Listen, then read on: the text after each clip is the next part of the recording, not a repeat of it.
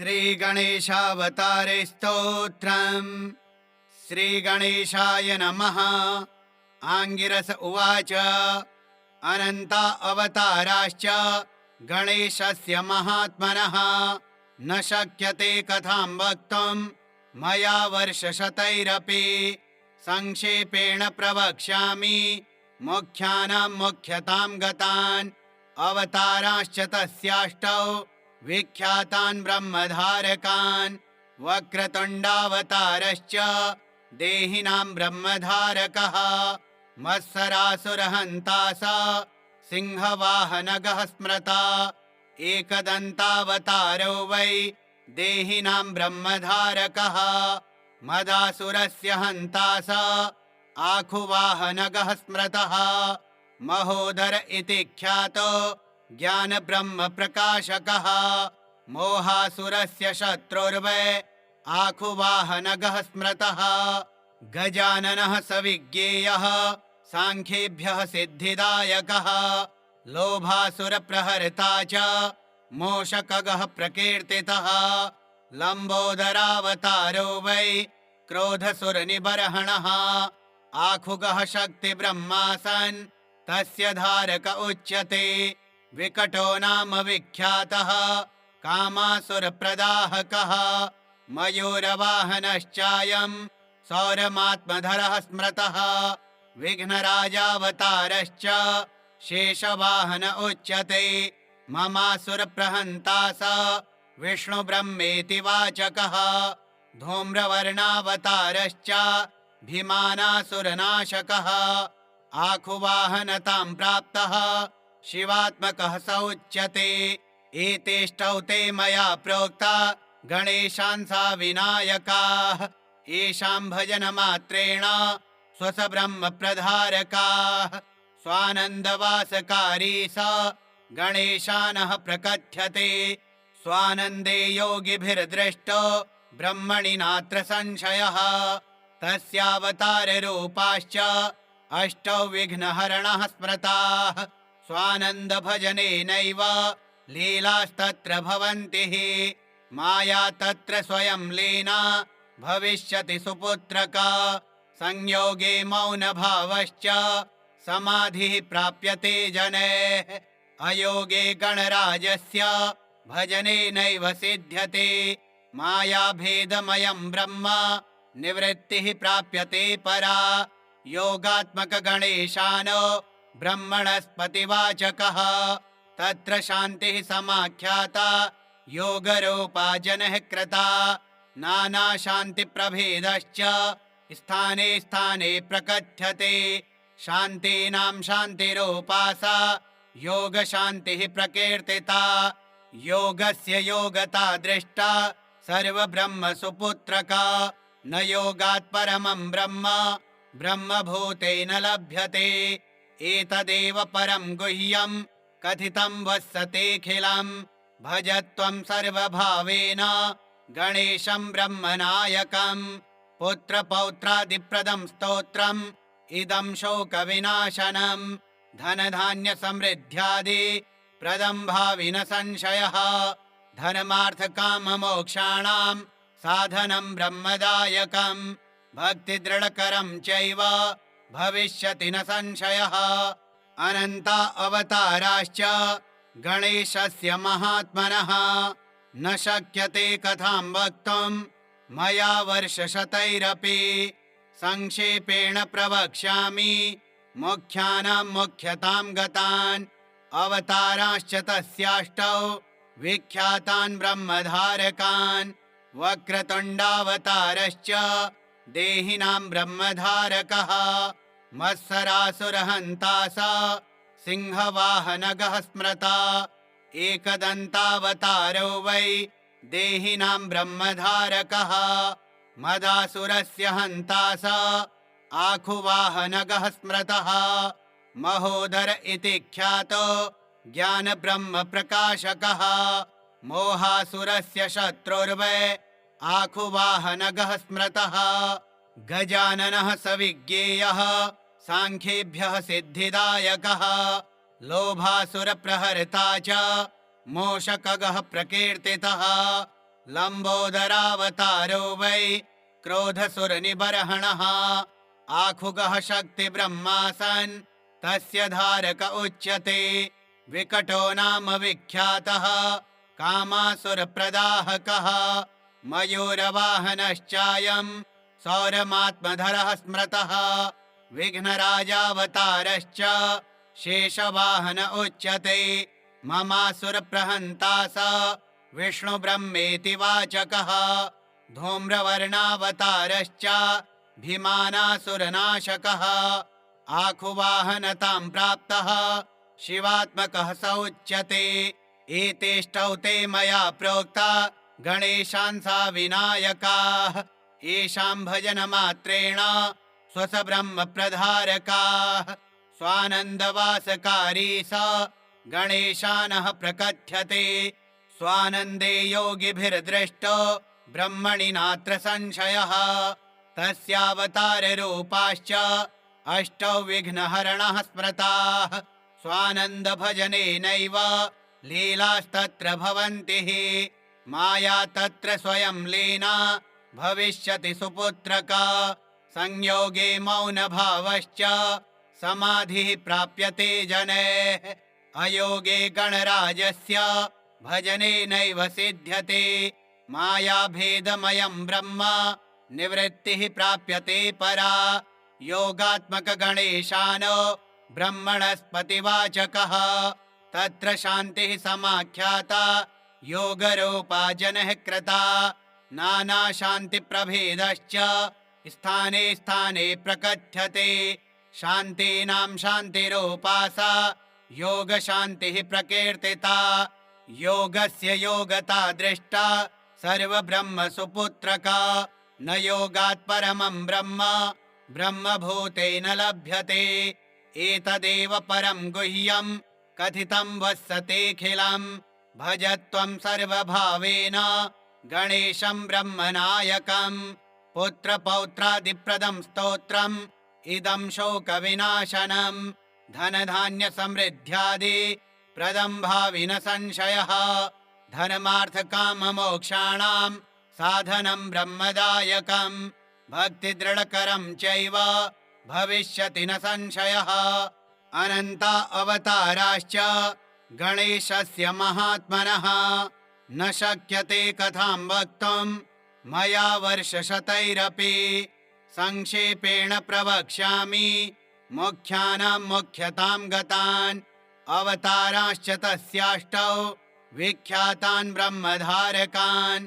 वक्रतुण्डावतारश्च देहिनां ब्रह्मधारकः मत्सरासुरहन्ता स सिंहवाहनगः स्मृता एकदन्तावतारो वै देहिनां ब्रह्मधारकः मदासुरस्य हन्ता स आखुवाहनगः स्मृतः महोदर इति ख्यातो ज्ञानब्रह्मप्रकाशकः मोहासुरस्य शत्रुर्वै आखुवाहनगः स्मृतः गजाननः स विज्ञेयः साङ्ख्येभ्यः सिद्धिदायकः लोभासुरप्रहर्ता च मोषकगः प्रकीर्तितः लम्बोदरावतारो वै क्रोधसुरनिबर्हणः आखुगः शक्तिब्रह्मा सन् तस्य धारक उच्यते विकटो नाम विख्यातः कामासुरप्रदाहकः मयूरवाहनश्चायं सौरमात्मधरः स्मृतः विघ्नराजावतारश्च शेषवाहन उच्यते ममासुरप्रहन्ता स विष्णुब्रह्मेति वाचकः धूम्रवर्णावतारश्च भीमानासुरनाशकः आखुवाहनतां प्राप्तः शिवात्मकः स उच्यते एतेष्टौ ते मया प्रोक्ता गणेशान् सा विनायकाः येषां भजनमात्रेण स्वसब्रह्मप्रधारकाः स्वानन्दवासकारी स गणेशानः प्रकथ्यते स्वानन्दे योगिभिर्दृष्टो ब्रह्मणि नात्र संशयः तस्यावताररूपाश्च अष्टौ विघ्नहरणः स्मृताः स्वानन्दभजनेनैव लीलास्तत्र भवन्ति माया तत्र स्वयं लीना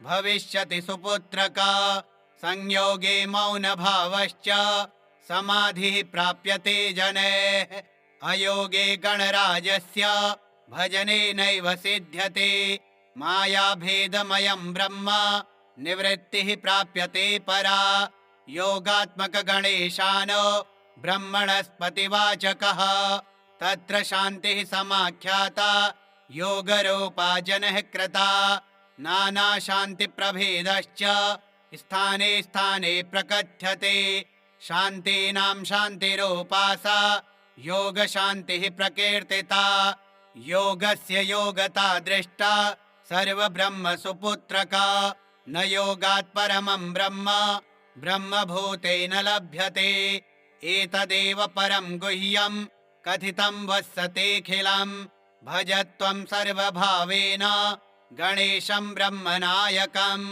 पुत्रपौत्रादिप्रदं स्तोत्रम् इदं शोकविनाशनं धनधान्यसमृद्ध्यादि प्रदं भाविन संशयः धर्मार्थकाममोक्षाणां साधनं ब्रह्मदायकं भक्तिदृढकरं चैव भविष्यति न संशयः अनन्ता अवताराश्च गणेशस्य महात्मनः न शक्यते कथां वक्तुं मया वर्षशतैरपि संक्षेपेण प्रवक्ष्यामि मुख्यानां मुख्यतां गतान् अवताराश्च तस्याष्टौ विख्यातान् ब्रह्मधारकान् वक्रतुण्डावतारश्च देहिनां ब्रह्मधारकः मत्सरासुरहन्ता स सिंहवाहनगः स्मृता एकदन्तावतारो वै देहिनां ब्रह्मधारकः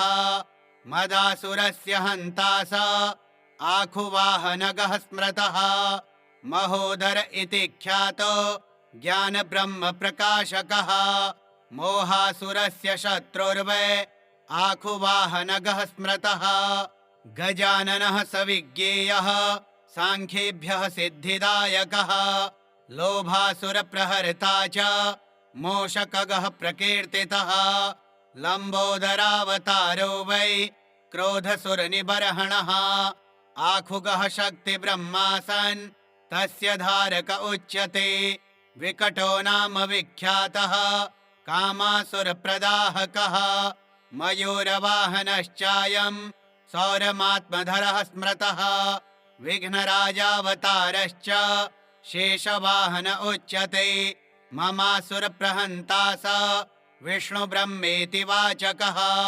धूम्रवर्णावतारश्च भीमानासुरनाशकः आखुवाहनतां प्राप्तः शिवात्मकः स उच्यते एतेष्टौ ते मया प्रोक्ता गणेशांसा विनायकाः येषां भजनमात्रेण स्वसब्रह्म प्रधारकाः स्वानन्दवासकारी स गणेशानः प्रकथ्यते स्वानन्दे योगिभिर्दृष्टो ब्रह्मणि नात्र संशयः तस्यावताररूपाश्च अष्टौ विघ्नहरणः स्मृताः स्वानन्दभजनेनैव लीलास्तत्र भवन्ति माया तत्र स्वयं लीना भविष्यति सुपुत्रका संयोगे मौनभावश्च समाधिः प्राप्यते जनेः अयोगे गणराजस्य भजनेनैव सिद्ध्यते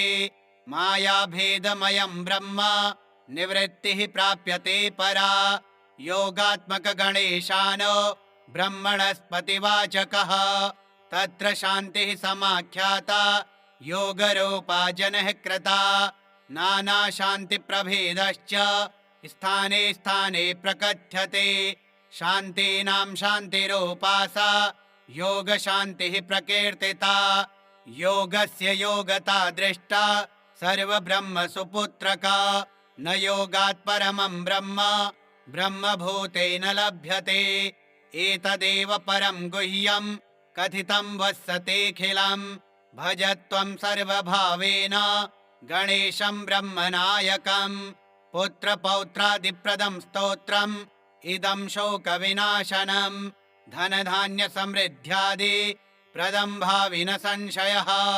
धर्मार्थकाममोक्षाणां साधनं ब्रह्मदायकं भक्तिदृढकरं चैव भविष्यति न संशयः।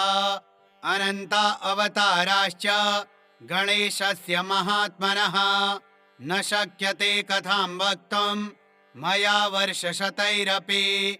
संक्षेपेण प्रवक्ष्यामि मुख्यानां मुख्यतां गतान् अवताराश्च तस्याष्टौ विख्यातान् ब्रह्मधारकान्।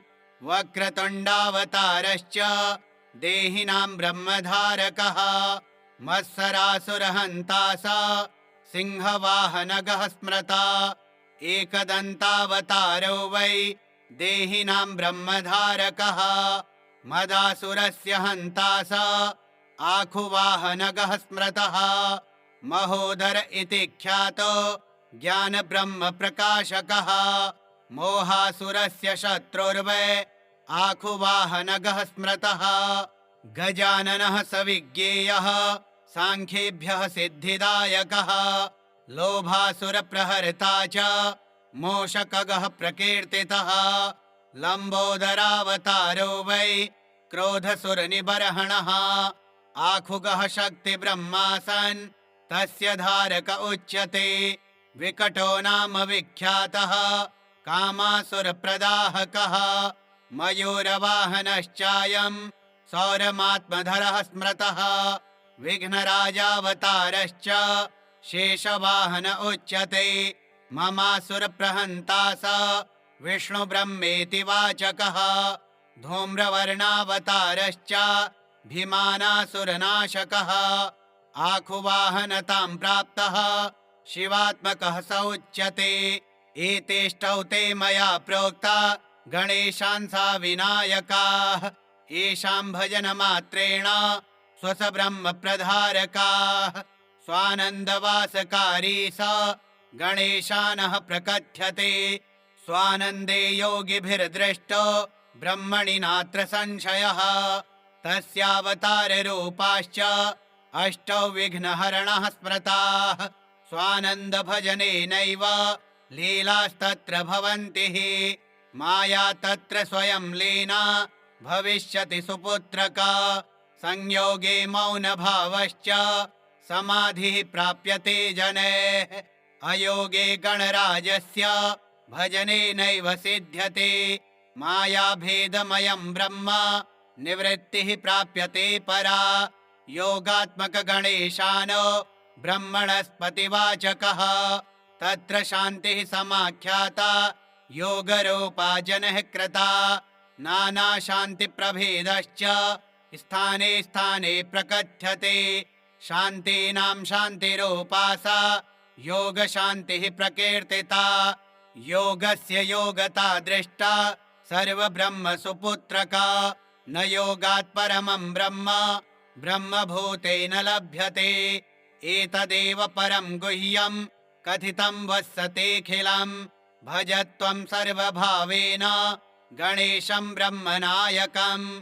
पुत्रपौत्रादिप्रदं स्तोत्रम् इदं शोकविनाशनं धनधान्यसमृद्ध्यादि प्रदं भावि न संशयः। धर्मार्थकाममोक्षाणां साधनं ब्रह्मदायकं भक्तिदृढकरं चैव भविष्यति न संशयः।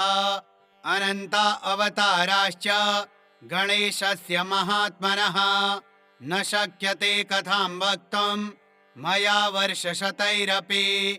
संक्षेपेण प्रवक्ष्यामि मुख्यानां मुख्यतां गतान् अवताराश्च तस्याष्टौ विख्यातान् ब्रह्मधारकान्। वक्रतुण्डावतारश्च देहिनां ब्रह्मधारकः मत्सरासुरहन्ता स सिंहवाहनगः स्मृता। एकदन्तावतारो वै देहिनां ब्रह्मधारकः मदासुरस्य हन्ता स आखुवाहनगः स्मृतः। महोदर इति ख्यातो ज्ञानब्रह्म प्रकाशकः मोहासुरस्य शत्रुर्वै आखुवाहनगः स्मृतः। गजाननः सविज्ञेयः सांख्येभ्यः सिद्धिदायकः लोभासुरप्रहर्ता च मोषकगः प्रकीर्तितः लम्बोदरावतारो वै क्रोधसुरनिबर्हणः आखुगः शक्तिब्रह्मा सन् तस्य धारक उच्यते विकटो नाम विख्यातः कामासुरप्रदाहकः मयूरवाहनश्चायं सौरमात्मधरः स्मृतः विघ्नराजावतारश्च शेषवाहन उच्यते ममासुरप्रहन्ता स विष्णुब्रह्मेति वाचकः धूम्रवर्णावतारश्च भीमानासुरनाशकः आखुवाहनतां प्राप्तः शिवात्मकः स उच्यते एतेष्टौ ते मया प्रोक्ता गणेशान् सा विनायकाः येषां भजनमात्रेण स्वसब्रह्मप्रधारकाः स्वानन्दवासकारी स गणेशानः प्रकथ्यते स्वानन्दे योगिभिर्दृष्टो ब्रह्मणि नात्र संशयः तस्यावताररूपाश्च अष्टौ विघ्नहरणः स्मृताः स्वानन्दभजनेनैव लीलास्तत्र भवन्ति माया तत्र स्वयं लीना भविष्यति सुपुत्रका संयोगे मौनभावश्च समाधिः प्राप्यते जनेः अयोगे गणराजस्य भजनेनैव सिद्ध्यते मायाभेदमयं ब्रह्म निवृत्तिः प्राप्यते परा योगात्मकगणेशानो ब्रह्मणस्पतिवाचकः तत्र शान्तिः समाख्याता योगरूपा जनः कृता नानाशान्तिप्रभेदश्च स्थाने स्थाने प्रकथ्यते शान्तीनां शान्तिरूपा सा योगशान्तिः प्रकीर्तिता योगस्य योगता दृष्टा सर्वब्रह्मसुपुत्रका न योगात् परमं ब्रह्म ब्रह्मभूतेन लभ्यते एतदेव परं गुह्यं कथितं वत्सतेऽखिलं भजत्वं सर्वभावेन गणेशं ब्रह्मनायकं पुत्रपौत्रादिप्रदं स्तोत्रम् इदं शोकविनाशनं धनधान्यसमृद्ध्यादि प्रदं भावि न संशयः धर्मार्थकाममोक्षाणां साधनं ब्रह्मदायकं भक्तिदृढकरं चैव भविष्यति न संशयः अनन्ता अवताराश्च गणेशस्य महात्मनः न शक्यते कथां वक्तुं मया वर्षशतैरपि संक्षेपेण प्रवक्ष्यामि मुख्यानां मुख्यतां गतान् अवताराश्च तस्याष्टौ विख्यातान् ब्रह्मधारकान् वक्रतुण्डावतारश्च देहिनां ब्रह्मधारकः मत्सरासुरहन्ता स सिंहवाहनगः स्मृता एकदन्तावतारो वै देहिनां ब्रह्मधारकः मदासुरस्य हन्ता स आखुवाहनगः स्मृतः महोदर इति ख्यातो ज्ञानब्रह्मप्रकाशकः मोहासुरस्य शत्रुर्वै आखुवाहनगः स्मृतः गजाननः सविज्ञेयः सांख्येभ्यः सिद्धिदायकः लोभासुरप्रहर्ता च मोषकगः प्रकीर्तितः लम्बोदरावतारो वै क्रोधसुरनिबर्हणः आखुगः शक्तिब्रह्मा सन् तस्य धारक उच्यते विकटो नाम विख्यातः कामासुरप्रदाहकः मयूरवाहनश्चायं सौरमात्मधरः स्मृतः विघ्नराजावतारश्च शेषवाहन उच्यते ममासुरप्रहन्ता स विष्णुब्रह्मेति वाचकः धूम्रवर्णावतारश्च भीमानासुरनाशकः आखुवाहनतां प्राप्तः शिवात्मकः स उच्यते एतेष्टौ ते मया प्रोक्ता गणेशान् सा विनायकाः येषां भजनमात्रेण स्वसब्रह्मप्रधारकाः स्वानन्दवासकारी स गणेशानः प्रकथ्यते स्वानन्दे योगिभिर्दृष्टो ब्रह्मणि नात्र संशयः तस्यावताररूपाश्च अष्टौ विघ्नहरणः स्मृताः स्वानन्दभजनेनैव लीलास्तत्र भवन्ति हि माया तत्र स्वयं लीना भविष्यति सुपुत्रका संयोगे मौनभावश्च समाधिः प्राप्यते जनेः अयोगे गणराजस्य भजनेनैव सिद्ध्यते मायाभेदमयं ब्रह्म निवृत्तिः प्राप्यते परा योगात्मकगणेशानो ब्रह्मणस्पतिवाचकः तत्र शान्तिः समाख्याता योगरूपा जनः कृता नानाशान्तिप्रभेदश्च स्थाने स्थाने प्रकथ्यते शान्तीनां शान्तिरूपा सा योगशान्तिः प्रकीर्तिता योगस्य योगता दृष्टा सर्वब्रह्मसुपुत्रका न योगात् परमं ब्रह्म ब्रह्मभूतेन लभ्यते एतदेव परं गुह्यं कथितं वत्सतेऽखिलं भज त्वं सर्वभावेन गणेशं ब्रह्मनायकं पुत्रपौत्रादिप्रदं स्तोत्रम् इदं शोकविनाशनं धनधान्यसमृद्ध्यादि प्रदं भावि न संशयः धर्मार्थकाममोक्षाणां साधनं ब्रह्मदायकं भक्तिदृढकरं चैव भविष्यति न संशयः अनन्ता अवताराश्च गणेशस्य महात्मनः न शक्यते कथां वक्तुं मया वर्षशतैरपि संक्षेपेण प्रवक्ष्यामि मुख्यानां मुख्यतां गतान् अवताराश्च तस्याष्टौ विख्यातान् ब्रह्मधारकान् वक्रतुण्डावतारश्च देहिनां ब्रह्मधारकः मत्सरासुरहन्ता स सिंहवाहनगः स्मृता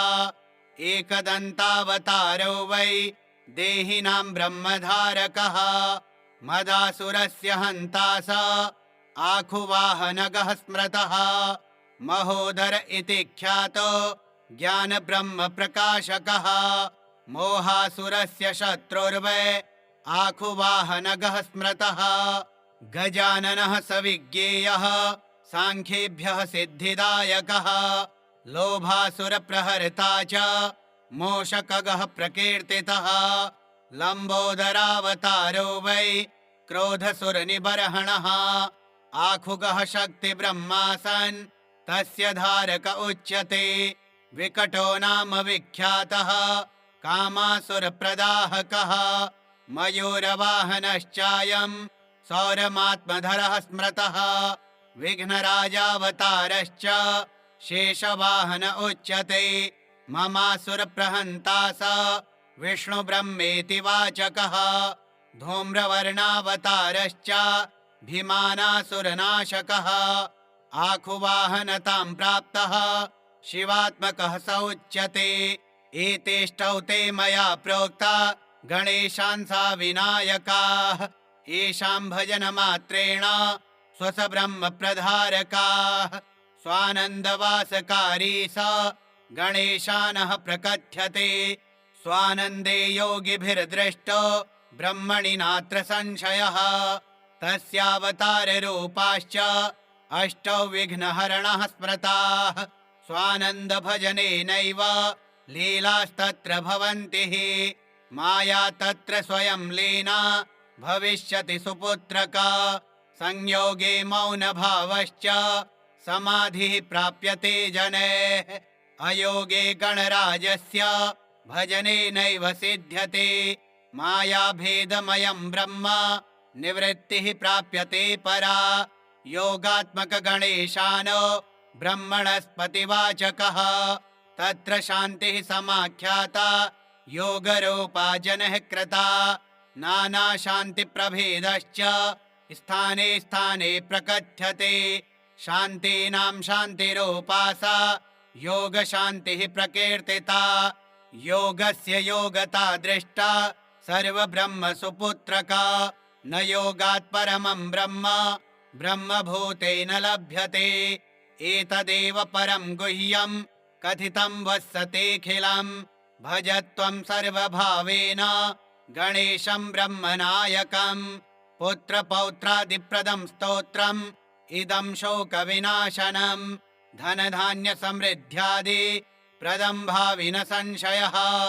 धर्मार्थकाममोक्षाणां साधनं ब्रह्मदायकं भक्तिदृढकरं चैव भविष्यति न संशयः अनन्ता अवताराश्च गणेशस्य महात्मनः न शक्यते कथां वक्तुं मया वर्षशतैरपि संक्षेपेण प्रवक्ष्यामि मुख्यानां मुख्यतां गतान् अवताराश्च तस्याष्टौ विख्यातान् ब्रह्मधारकान् वक्रतुण्डावतारश्च देहिनां ब्रह्मधारकः मत्सरासुरहन्ता स सिंहवाहनगः स्मृता एकदन्तावतारो वै देहिनां ब्रह्मधारकः मदासुरस्य हन्ता स आखुवाहनगः स्मृतः महोदर इति ख्यातो ज्ञानब्रह्म प्रकाशकः मोहासुरस्य शत्रुर्वै आखुवाहनगः स्मृतः गजाननः सविज्ञेयः सांख्येभ्यः सिद्धिदायकः लोभासुरप्रहर्ता च मोषकगः प्रकीर्तितः लम्बोदरावतारो वै क्रोधसुरनिबर्हणः आखुगः शक्तिब्रह्मा सन् तस्य धारक उच्यते विकटो नाम विख्यातः कामासुरप्रदाहकः मयूरवाहनश्चायं सौरमात्मधरः स्मृतः विघ्नराजावतारश्च शेषवाहन उच्यते ममासुरप्रहन्ता स विष्णुब्रह्मेति वाचकः धूम्रवर्णावतारश्च भीमानासुरनाशकः आखुवाहनतां प्राप्तः शिवात्मकः स उच्यते एतेष्टौ ते मया प्रोक्ता गणेशांसा विनायकाः येषां भजनमात्रेण स्वसब्रह्म प्रधारकाः स्वानन्दवासकारी स गणेशानः प्रकथ्यते स्वानन्दे योगिभिर्दृष्टो ब्रह्मणि नात्र संशयः तस्यावताररूपाश्च अष्टौ विघ्नहरणः स्मृताः स्वानन्दभजनेनैव लीलास्तत्र भवन्ति माया तत्र स्वयं लीना भविष्यति सुपुत्रका संयोगे मौनभावश्च समाधिः प्राप्यते जनेः अयोगे गणराजस्य भजनेनैव सिद्ध्यते मायाभेदमयं ब्रह्म निवृत्तिः प्राप्यते परा योगात्मक गणेशानो ब्रह्मणस्पतिवाचकः तत्र शान्तिः समाख्याता योगरूपा जनः कृता नानाशान्तिप्रभेदश्च स्थाने स्थाने प्रकथ्यते शान्तीनां शान्तिरूपा सा योगशान्तिः प्रकीर्तिता योगस्य योगता दृष्टा सर्वब्रह्म सुपुत्रका न योगात् परमं ब्रह्म ब्रह्मभूतेन लभ्यते एतदेव परं गुह्यं कथितं वत्सतेऽखिलं भजत्वं सर्वभावेन गणेशं ब्रह्मनायकं पुत्रपौत्रादिप्रदं स्तोत्रम् इदं शोकविनाशनं धनधान्यसमृद्ध्यादि प्रदं भावि न संशयः धर्मार्थकाममोक्षाणां साधनं ब्रह्मदायकं भक्तिदृढकरं चैव भविष्यति न संशयः श्रीमुद्गलपुराणान्तर्गतं गणेशावतारस्तोत्रम् श्रीगणेशार्पणमस्तु। ॐ गं गणपतये नमः।